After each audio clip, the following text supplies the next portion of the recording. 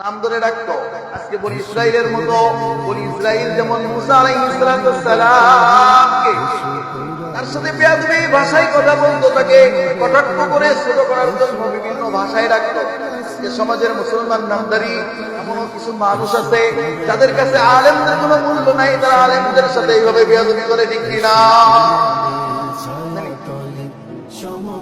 উলামা ওয়ারাসাতুল আমবিয়া, দেখেন উলামায়ে কিরাম নবীদের ওয়ারিস।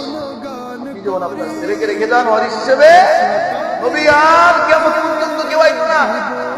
তো আম্বিয়ায়ে কিরামের পক্ষ থেকে আল্লাহ রাব্বুল আলামিন উলামায়ে কিরামদেরকে ওয়ারিস বানায়া দায়িত্ব দিয়া কিয়ামত পর্যন্ত দুনিয়াকে চালাবে, ঠিক কিনা? আল্লাহু আকবার।